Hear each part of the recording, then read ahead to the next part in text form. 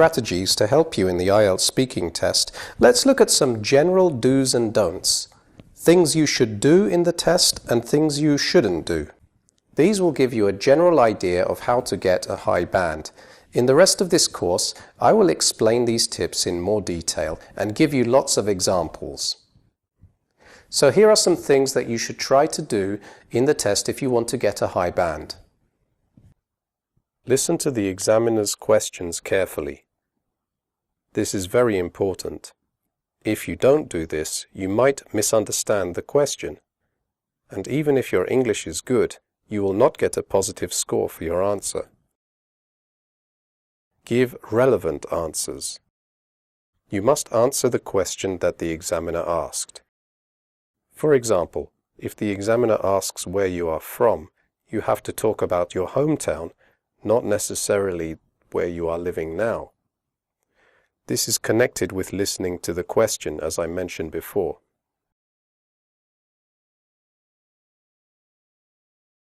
Ask for clarification if you don't understand the question.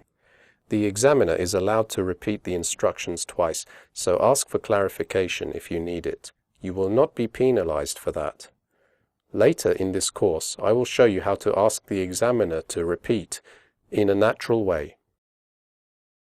Express your opinions and give examples to support your ideas. During the speaking test, you will be asked for your opinions on different topics. Giving your personal opinions and supporting them with examples from your experience will make your answers more interesting. Use conversation fillers to give yourself time to think. If you don't know what to say, or if you need time to think, you can say something like, that's an interesting question, or let me think about that. This way, you don't lose points for fluency. I will give you more examples in a later video. Relax and try to enjoy yourself. Yes, I know it's an exam, and it's probably a life-changing exam for you, but it is easier to speak more fluently when you are relaxed, and your pronunciation and intonation will also improve. Try to use interesting adjectives. As I mentioned in the previous video, it helps to use some less common words if you want to get band 7 to 9. For example, instead of repeating the word difficult all the time, you could try using other words like tricky or challenging. I will talk about synonyms in a later video. Paraphrase if you don't know a word. If you forget a word, it's not a big problem, so don't panic. You can use other words to explain what you want to say. In fact, if you do this well, you will get credit for it. I will talk more about that in a later video. Finally, speak clearly. As I mentioned in the previous video, 25% of your score is based on pronunciation, and good pronunciation also means that the examiner can understand you easily. So, open your mouth and raise your voice if you tend to speak too quietly. You should at the same time avoid giving technical details about your work. The examiner doesn't share your technical knowledge, so if you work in a technical field, for example engineering or IT, be prepared to talk about your work in a way that is clear for everybody and avoid giving technical details. So here are some things you should try not to do in the test if you want a high band.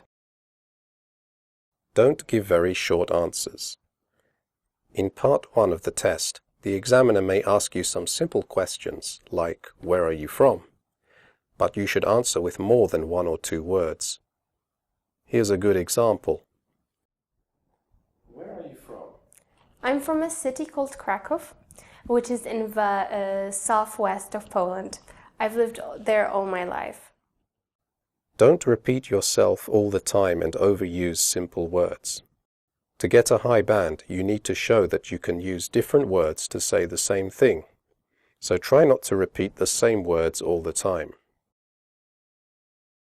Don't memorize long answers. The examiner is trained to notice pre-prepared answers and will not give you a positive score. What's more, your intonation will probably sound unnatural, so you will get a lower score for pronunciation. Just don't do this. Don't get stressed if you don't understand the question. As I explained earlier, you are allowed to ask the examiner to repeat the question, so don't panic. Don't make long, frequent pauses. As I explained earlier, it's better to use conversation fillers than to say nothing. If you sit in silence, you will lose points for fluency and coherence. Don't spell your name for the examiner. When the examiner asks for your name at the beginning of the test, just give your full name without spelling it. If there's an English version of your name that you like to use, you can add something like, "But you can call me Michael." Don't use your native language. Use only English during the test. Don't use words and idioms that you are not sure about.